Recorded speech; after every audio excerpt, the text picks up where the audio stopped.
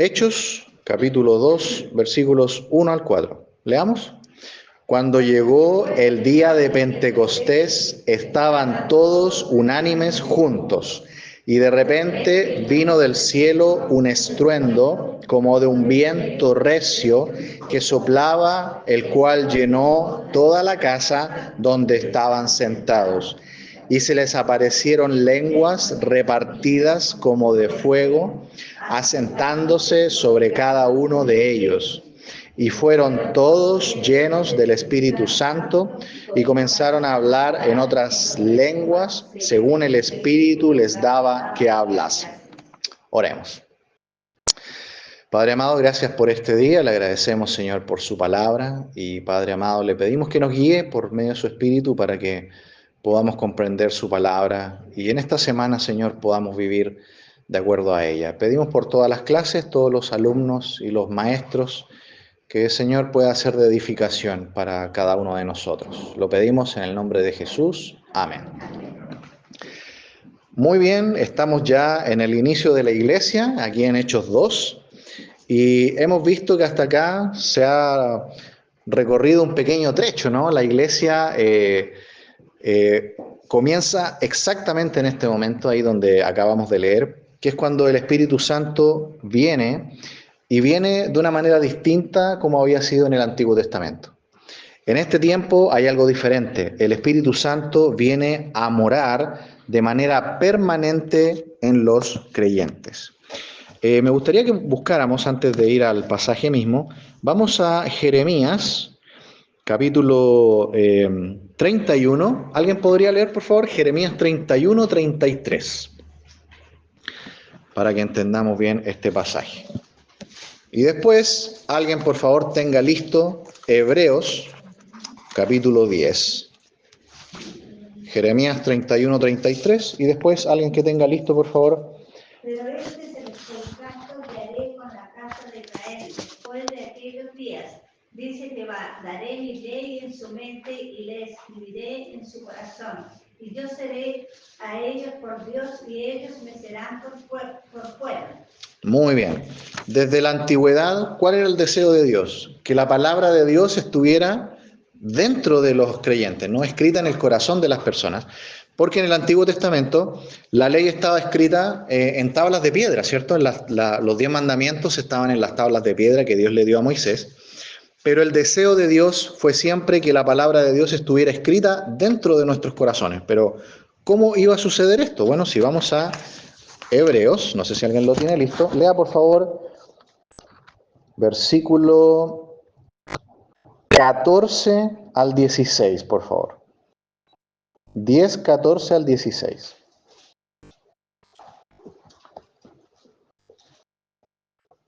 Hebreos 10, 14 al 16. Porque con una sola ofrenda hizo perfectos para siempre a los santificados, y si nos atestigua lo mismo el Espíritu Santo, porque después de haber dicho, este es el pacto que haré con ellos, después de aquellos días, dice el Señor, pondré mis leyes en sus corazones y en sus mentes las escribiré. Muy bien. Bueno, se cumple entonces lo que había adelantado el profeta Jeremías, ¿no? La palabra de Dios escrita en el corazón de las personas. ¿Y esto cuándo tuvo lugar? Bueno, justamente en el día de Pentecostés. ¿Alguien recuerda qué es Pentecostés? Lo hemos dicho ya un poquito. Es una fiesta, una de las fiestas que tiene Israel. ¿Qué es Pentecostés? A ver, ¿alguien recuerda? Hagamos memoria.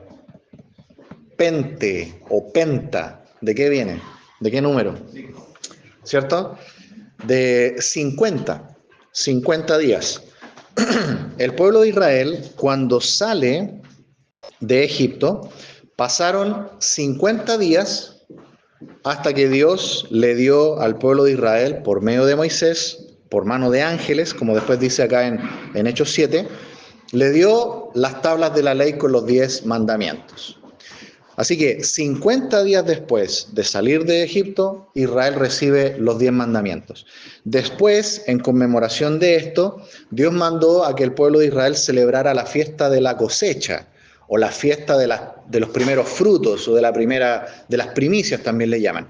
Pentecostés sería entonces también la conmemoración de la recepción de la ley, pero también cuando Dios les da a ellos la primera cosecha de trigo del año. Es decir, es una conmemoración de cuando Dios le da a su pueblo el pan, ¿cierto? Básicamente, les da el alimento. Entonces, la idea de Pentecostés siempre había sido darnos la palabra de Dios y darle también el alimento a su pueblo. Y ahora todo esto, en los tiempos actuales, tiene un cumplimiento total, absoluto, tiene un cumplimiento incluso espiritual. Porque ¿cuál es nuestro pan espiritual? La palabra de Dios, ¿cierto? Y la palabra de Dios ya no está escrita en, digámoslo así, en tablas de piedra. ¿Dónde está escrita ahora? Aquí en nuestra Biblia, pero también Dios la ha escrito en nuestros corazones, como ahí la hemos visto. Y esa obra la puede hacer solamente el Espíritu Santo. Nosotros a lo mejor podemos ser personas que a lo mejor no tenemos una gran educación académica, pero sí o no que cuando usted lee la Biblia, le llega al corazón y le afecta y le hace un efecto espiritual.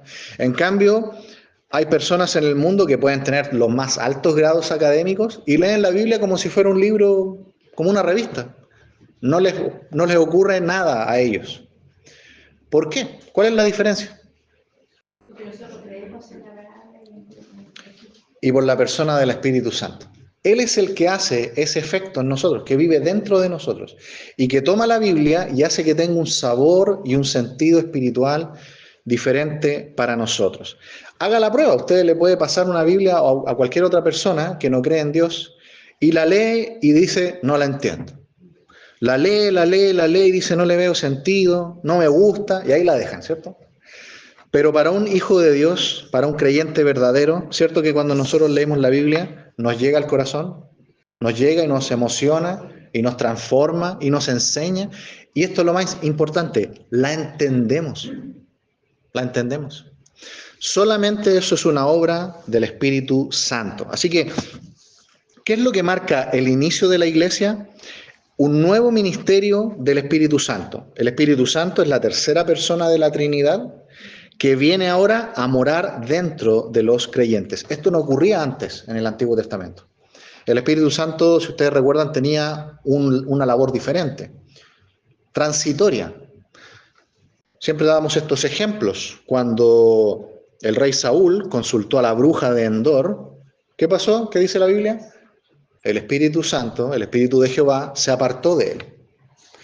También cuando Sansón andaba teniendo una vida inmoral, recuerdan, con las mujeres filisteas, ¿qué dice la Escritura? El Espíritu de Jehová se apartó de Saúl.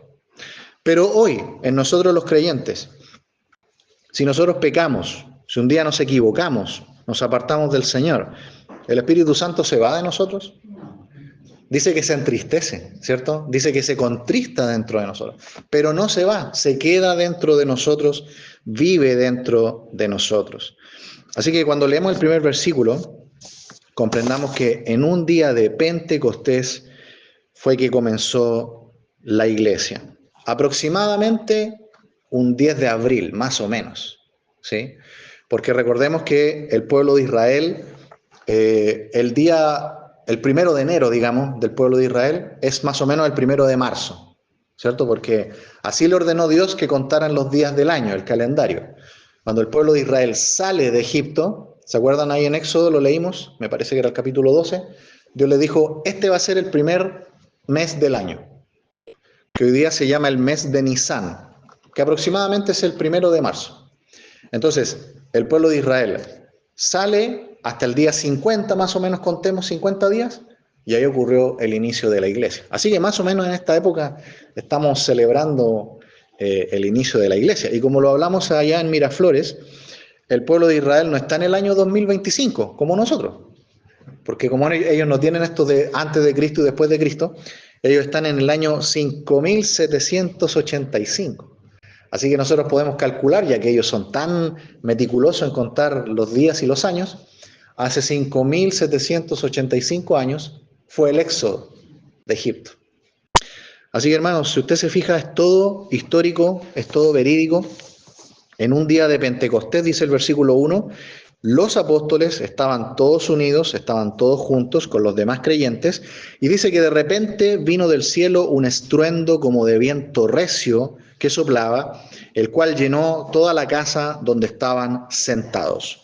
Cuando nosotros en la Biblia vemos esto del viento, del aire, de un viento que sopla o de un soplo, en la Biblia siempre, ¿qué es eso? Ya, del Espíritu Santo, ¿qué más? Vamos a Génesis desde el principio. Cuando Dios creó a Adán, Adán, cierto, era un cuerpo nada más de barro, hecho de barro de la tierra, pero cuando Adán llegó a ser un ser viviente y se levantó. ¿Alguien lo puede leer? Génesis 2.7. Génesis 2.7, por favor.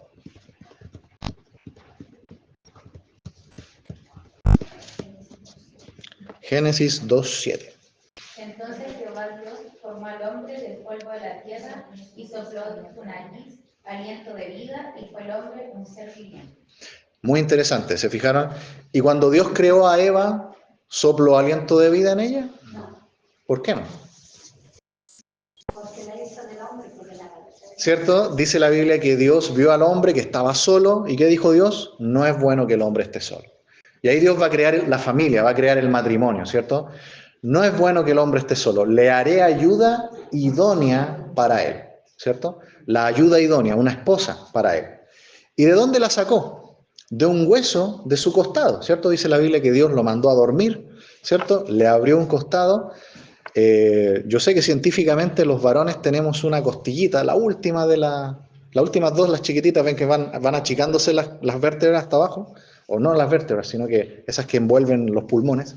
Bueno, las dos chiquititas de abajo se llaman costilla de Adán, porque en algunas ocasiones los doctores, cuando quieren hacer un injerto de hueso, sacan de ahí un pedacito de hueso y ¿saben qué? Vuelve a crecer. Ese es el único hueso que vuelve a crecer. ¿Será de ahí? Bueno, no sabemos, quizás sí. Pero Dios tomó de ahí. El famoso comentario de Matthew Henry, que era un pastor de la era puritana, él decía que Dios no tomó del hueso del pie de Adán para que no la pisoteara. Dios no la sacó de la cabeza, ¿cierto? Y da diferentes partes, dice, sino que la sacó de un hueso de su costado, más cerca de su corazón. Y de ahí entonces Dios toma un hueso del hombre y hace a Eva, sin soplar en Eva, aliento de vida. Porque entonces sacó todo de Adán, ¿cierto? Al sacar ese hueso, sacó la vida, tanto material como espiritual. Entonces ahí tenemos la creación del alma humana.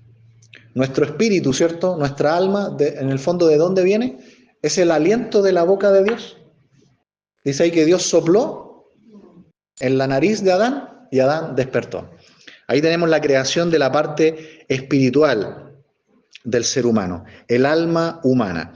Y es interesante que cuando terminó la creación dice que Dios descansó.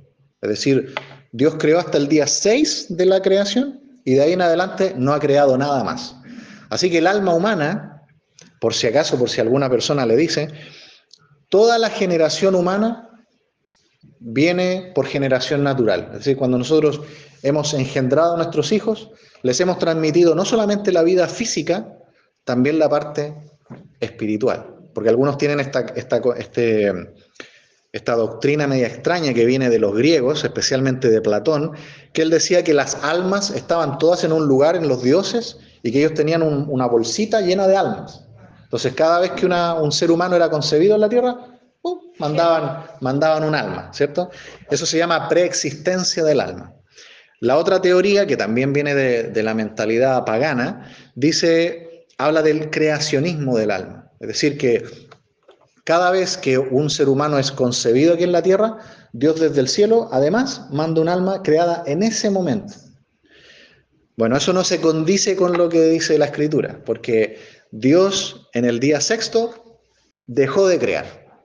terminó de crear. De ahí en adelante, dice Colosenses capítulo 1, que todo está, busquémoslo mejor, Colosenses 1, para no citarlo mal.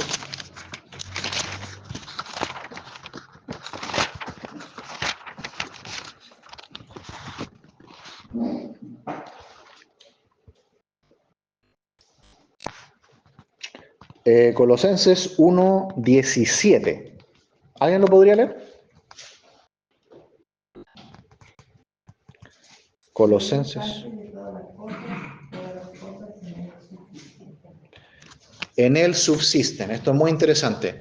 Toda la creación, después del día 6 de la semana de la creación, dice que en Cristo subsisten. La palabra subsistir significa que se mantienen unidas. Desde el átomo, ¿cierto? Que es la partícula, es teórico esto del átomo, ¿cierto? Nadie ha visto un átomo, pero se cree que el átomo es la parte más pequeña de la materia. Es decir, si yo agarro un pedacito de pan y lo empiezo a dividir, hasta que llego a lo último, ese sería el átomo. Y según los mismos científicos, no saben cómo esto ocurre, se supone que el átomo está unido en una tensión muy grande, porque tiene una partícula con carga positiva y otra con carga negativa. Y hay otra que también tiene la misma carga negativa, entonces por lógica deberían repelerse y explotar. ¿Se han fijado que cuando nosotros tomamos dos imanes y los juntamos por el lado idéntico, cierto que no se juntan? Como que bueno, eso pasa en el centro del átomo y uno dice, toda la materia debería deshacerse. ¿Qué es lo que hace que la materia, el átomo, a partir del átomo y de todo lo demás, se mantenga unido? Bueno, aquí en Colosenses 1:17 dice, Cristo mantiene unida la creación. Piense usted en la distancia perfecta que hay entre nosotros y el Sol. ¿Se imagina si un día el Sol se sale un poquito de su órbita y se acerca un poquito más de lo que debe? ¿Qué pasaría aquí en la Tierra? Basta que se desnivele un poquito nomás la distancia perfecta. ¿Sabe que acá nos quemamos totalmente? ¿O qué pasaría si el Sol se aleja un poquito más? ¿Cierto? En los solsticios, ¿cierto? ¿Qué pasaría en la Tierra? Se congela la Tierra. Hay una distancia perfecta que nunca ha variado y que nos da las estaciones del año y todo eso. ¿Quién ha hecho ese diseño tan perfecto y tan maravilloso y que se mantiene hasta el día de hoy? ¿Cierto? Ahí dice Jesús, Él mantiene. En Él subsisten todas las cosas. Así que siempre que usted en la Biblia vea el viento, el soplo de Dios, siempre tiene que ver con vida. Desde Génesis. Adán fue un ser viviente, cuando Dios sopló en él, aliento de vida. Y ahí Adán fue un ser viviente. ¿En qué otro momento? En las Escrituras. Las Escrituras, ¿cómo las tenemos? ¿Cómo es que tenemos este libro? ¿Qué dice 2 de Timoteo 3:16? Toda la Escritura es inspirada por Dios, ¿cierto? Bueno, y después la parte viene más difícil, ¿cierto? Y útil para corregir, para redarguir, para instruir. Esa es la parte importante. Toda la Escritura es inspirada por Dios. ¿Sabe que esa palabra inspirada en la Biblia y en toda la historia hacia atrás no existe? Es una palabra que inventó Pablo. Tomó la palabra Dios y tomó la palabra respiración o soplo y la juntó y creó una palabra. Como a veces ocurre, se han fijado que a veces cuando nosotros escribimos, a veces los libros, a veces las revistas también traen palabras unidas por un guión, que no son palabras separadas, pero a veces las juntan para dar algún énfasis especial. Bueno, en griego, que se escribió originalmente el Nuevo Testamento, era muy típico que se inventaban palabras. ¿Sabe que la palabra inspiración ahí, en 2 de Timoteo 3:16, la inventó Pablo? Porque él no tenía cómo decir la idea que él tenía en su mente, guiada por Dios, obviamente. Que la Biblia fue dada por el soplo de la boca de Dios. Y Jesús lo dice muy bien en Mateo 4:4. No solo de pan vivirá el hombre, sino de toda palabra que sale de la boca de Dios. Es decir, la inspiración de la Biblia, ¿cómo ocurrió? Es cierto que la escribieron hombres como nosotros, ¿cierto? Los apóstoles y los profetas. Pero ¿quién guió la escritura? Dios, sin duda. Y la Biblia tiene este misterio tan grande también, que tiene dos naturalezas. La Biblia está escrita en lenguaje humano, pero es la palabra de Dios. Es un gran misterio, Porque muchos atacan el cristianismo justamente por eso. Dicen, pero la Biblia de ustedes la escribieron hombres. Pero inspirado por Dios. Un heraldo, por ejemplo, en la Edad Media, cuando tenía que ir a dar un informe de un rey, al heraldo se le daba un manuscrito que decía: el rey proclama tal cosa. Y el heraldo, ¿qué iba? Se paraba en la plaza central y decía: el rey dice esto, ta. Lo podían acusar al heraldo y decirle: pero eso lo dices tú. No, pero lo dijo el rey. La Biblia es más o menos igual. La Biblia es la palabra de Dios, pero en lenguaje humano, para que nosotros podamos comprenderla. Porque imaginémonos por un momento que ángeles hubieran escrito la Biblia. ¿Cómo sería la Biblia? Sería un libro muy raro, ¿cierto? Sería como muy místico, fuera de nuestra experiencia, porque los ángeles no saben lo que es sufrir, no saben lo que es el dolor, no saben lo que es perder la salvación, estar perdidos, no saben lo que es el pecado.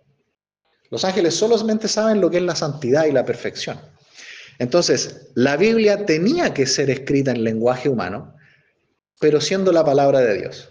Y uno dice: pero está muy difícil eso. No, pensemos en Jesús. ¿Jesús no es humano y divino también? Jesús no vino como un ángel en un cuerpo incorpóreo y solamente espiritual. No, se encarnó. Y tenía la misma naturaleza humana, pero al mismo tiempo era Dios. Así que, hermanos amados, el soplo de Dios siempre es vida, porque la palabra de Dios, dice Hebreos 4:12, es viva y eficaz. Cuando usted lee la Biblia, usted puede sentir el aliento de Dios en su rostro. Cuando usted lee la Biblia, siente como su alma se vivifica. ¿Por qué pasa eso? Porque la Biblia fue dada por la respiración, por el aliento de Dios. Así que, si Dios creó nuestra alma con su aliento que sale de su boca, ¿qué va a hacer la Biblia a nuestra alma? ¿Es el alimento, no, del alma? Sin duda. Porque está creada de la misma materia, del aliento de la boca de Dios. Así que, cuando acá dice que vino un viento, y ese viento era el Espíritu Santo y llenó a todos los que estaban ahí, ¿qué quiere decir? Lo mismo, la vida de Dios en la vida de la iglesia. Y Pablo más adelante va a decir que la iglesia es el cuerpo de Cristo. La cabeza del cuerpo es Cristo mismo y el resto del cuerpo somos nosotros. ¿Y cuál es el alma que le da vida y anima a este cuerpo? El Espíritu Santo. El Espíritu Santo. Estamos listos. Dice ahí que aparecieron lenguas repartidas como de fuego, asentándose sobre cada uno de ellos, y fueron todos llenos del Espíritu Santo, y comenzaron a hablar en otras lenguas según el Espíritu les daba que hablasen. ¿Alguien podría leer, por favor, para terminar, Efesios 5:18?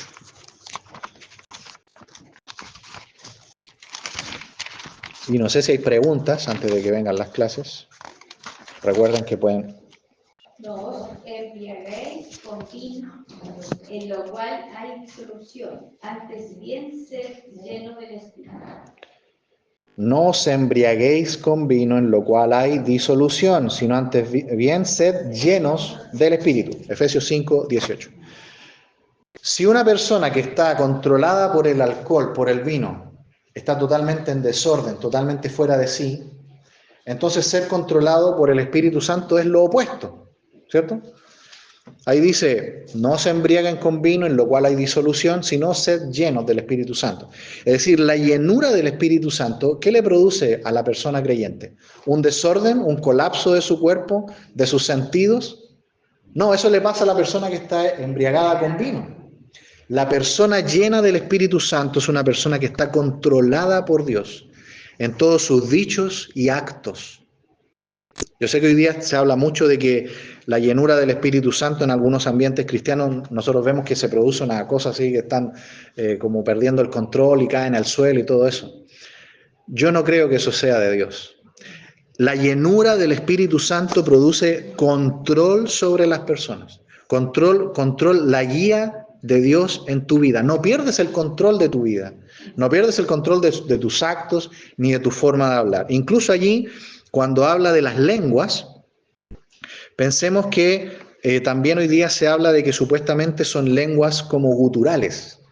Hoy día en ambientes cristianos hay personas que dicen que hablan en lenguas y están hablando como puros ruidos nomás, una glosolalia que se llama. Pero acá la palabra lenguas son idiomas, como español, francés, italiano, coreano, inglés, lo que sea. No eran sonidos. Los que usan la glosolalia, usted lo puede ver en la historia, muchos pueblos primitivos en la antigüedad y también hoy día los hay todavía que hacen estos fiestas, estos cultos donde usan alucinógenos y empiezan a danzar alrededor del fuego y empiezan a hacer sonidos guturales. Eso es glosolalia.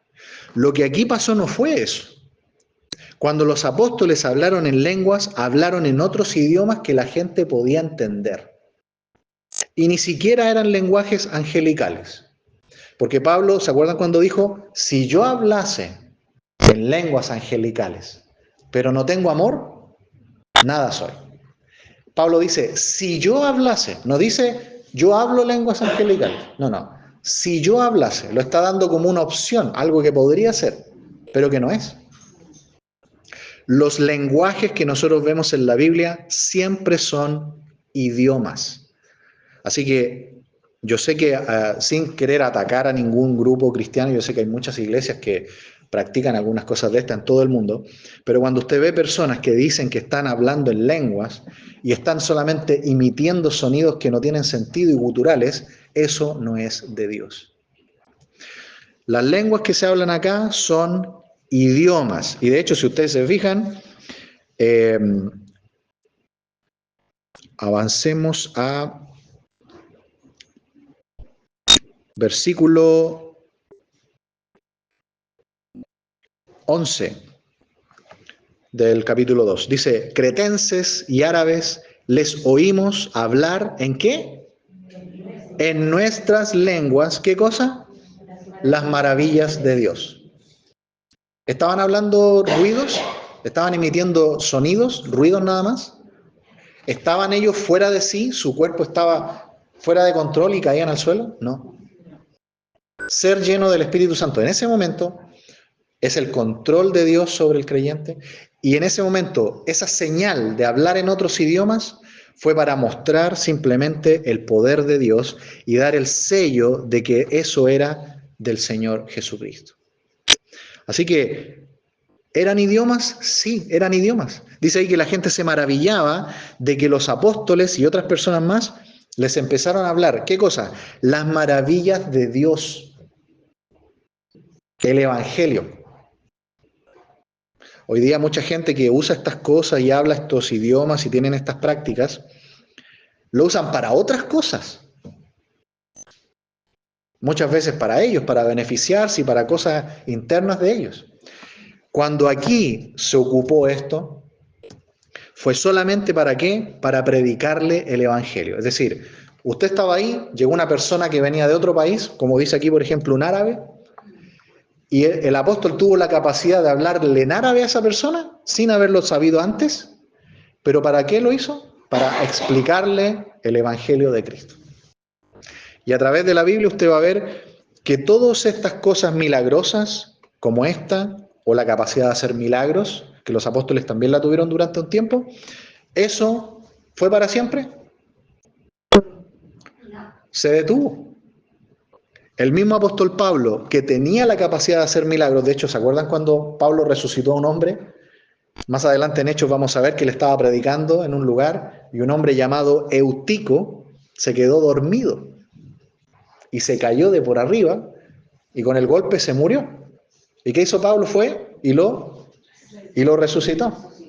Pero más adelante, cuando Pablo ya está llegando al fin de su vida, le escribe a Timoteo y le dice, Timoteo, para tus recurrentes enfermedades estomacales, toma un poquito de vino mezclado con agua. También nuestro hermano, me parece que era Aristarco o Epafrodito, estuvo muy cerca de la muerte, pero el Señor lo sanó. Pregunto, si Pablo tenía como apóstol el don de milagros, el don de sanar, ¿por qué no sanó a Timoteo? ¿Se fijan? Porque no era una cosa que se usaba fuera de control. todo esto fueron señales que fueron desapareciendo a lo largo del tiempo y en el primer siglo de la iglesia ya desaparecieron. Así que lo importante no son estas cosas milagrosas, sino la fe en Dios. Vamos a profundizar más adelante de esto. No sé si hay alguna pregunta. Bueno, ya no hay más tiempo, pero cualquier cosa, seguimos. Por favor, lean versículo 5 en adelante hasta el 13. Y si tienen preguntas, las traemos y acá las. 2:5 al 13. Sí, de hechos, sí. El versículo de hoy día.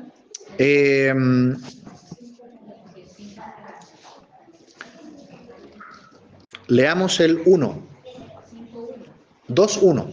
Hechos 2:1. Ese va a ser nuestro. Bueno, oremos. Padre, gracias por esta clase y gracias, Señor, por su palabra. Le pedimos que nos ayude a comprender cada día más su palabra y cómo la iglesia comenzó. Padre, gracias por las demás clases. Pedimos que nos bendiga, Padre. En el nombre de Jesús. Amén.